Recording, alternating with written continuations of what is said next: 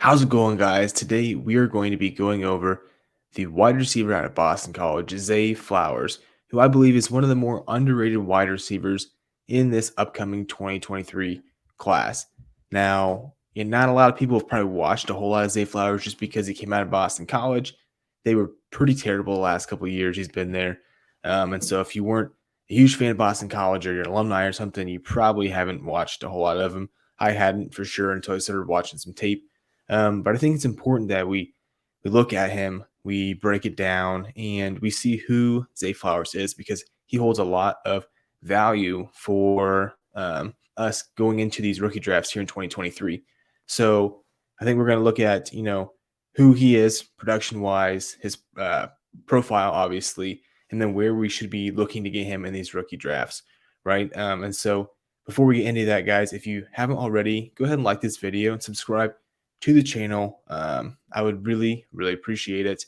Be cranking out some more of these rookie profiles. You've already done Sean Tucker. And if you haven't seen that, I'll link at the end of this video. Go check that one out. That's the first one we did. So now really going to start getting into it. I would really, really appreciate it. So Zay Flowers, who is this guy, right? Some people I've seen him as far down as wide receiver 6 or 7. I'm not sure I'm going to be able to push him up to wide receiver 3, but let's go through and we'll see who this guy is. So here's a couple metrics that I like to look at. It's not the end all be all, but it's certainly something that I'm going to take into account when I'm looking at wide receivers. Draft capital.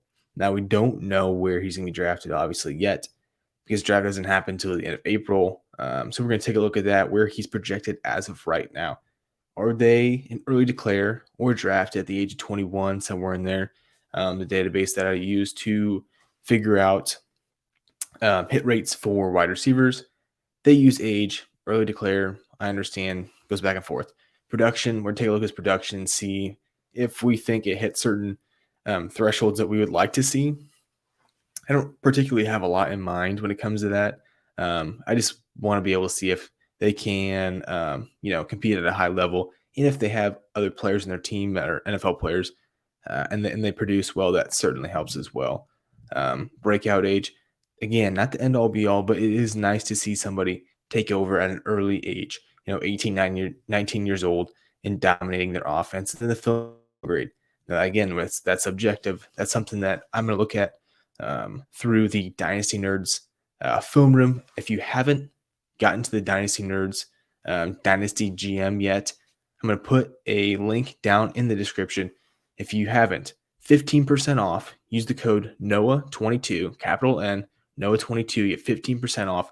It's fantastic. They have so much tape. If you have any interest, in looking at these players, they have so much for you to watch. So those are the metrics I use to look at these players. So let's take a look.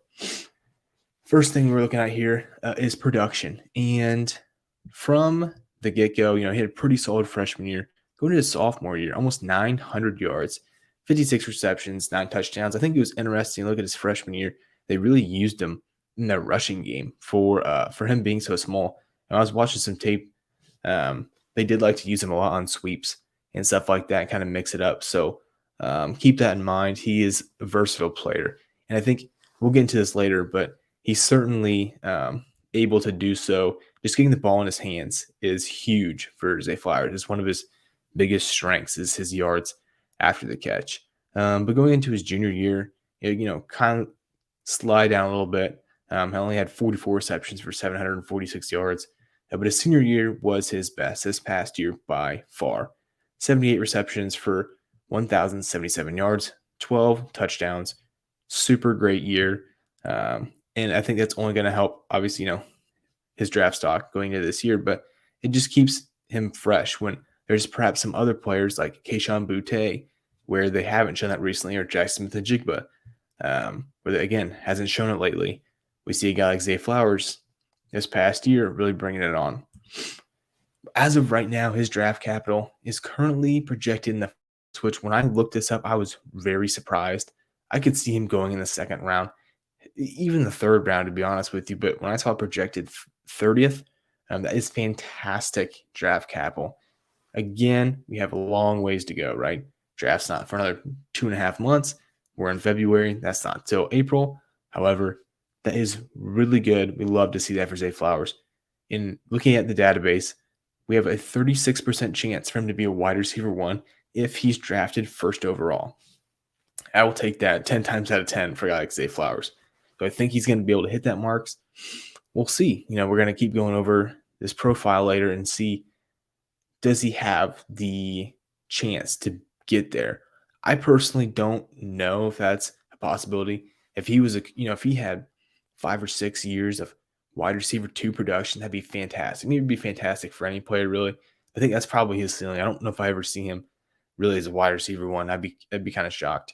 But if he gets a handful of those wide receiver 2 years, I'd be pretty happy with that, to be honest. But as of right now, here's where he's going in the NFL draft projected.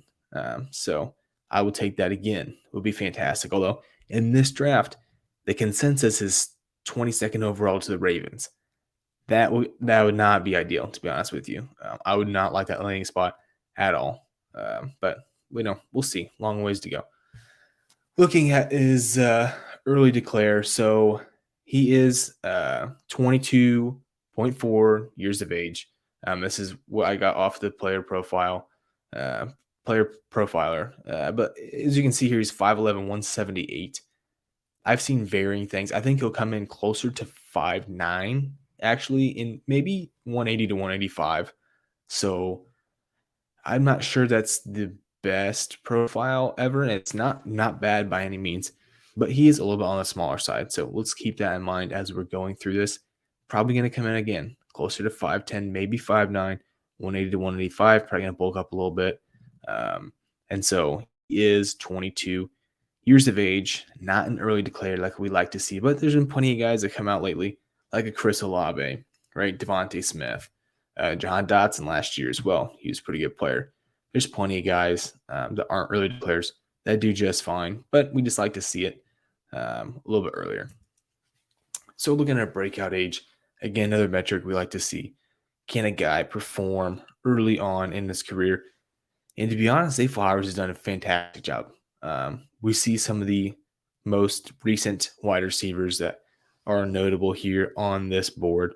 And we go to his freshman year, and he's up there with Jamar Chase, Garrett Wilson, above Devontae Smith, Chris Olave, Justin Jefferson. He didn't come on the scene for a while, but we're looking at all these guys. And the difference here we have to keep in mind is, was Zay Flowers, playing against anybody on his team that was of notice? And the answer is no, right?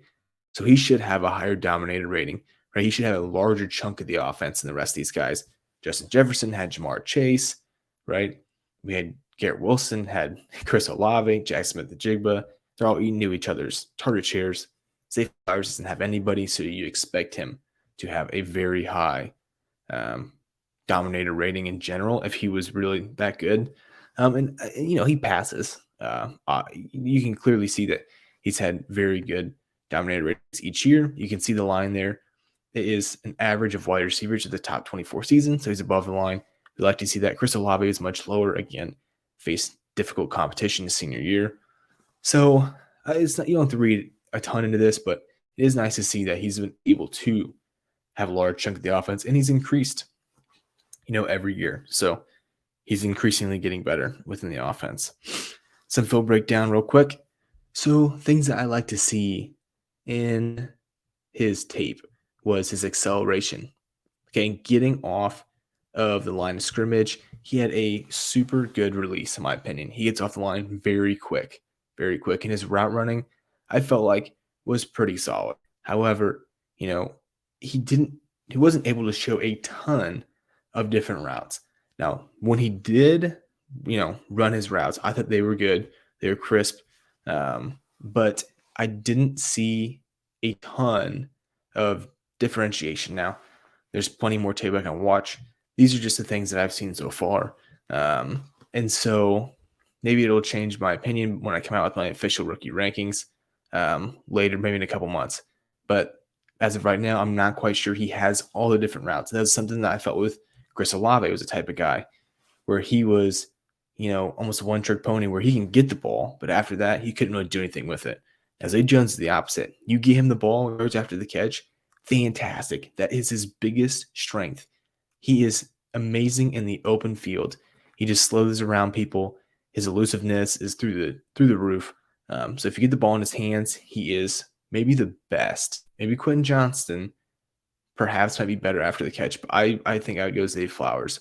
As of right now, from what I've watched, I'd be the best yards after the catch wide receiver in this class. And then again, his size isn't an awful wide receiver, so something to keep in mind. We've seen a lot of these younger guys come in, not as big, hasn't made much of a difference, but he is on the smaller side. So that leads me to where are we going to be seeing him in drafts? Now, I've done quite a few rookie drafts. If you guys haven't seen them, I've been posting them. I've been doing live streams. If you want to get in a draft, follow me on Twitter. I'll put it down in the comments. I'm always putting out different stuff, putting out links for startup drafts, rookie drafts, whatever it is. But right now, in the rookie drafts I've seen him go as high as 201 in Superflex, beginning of the second.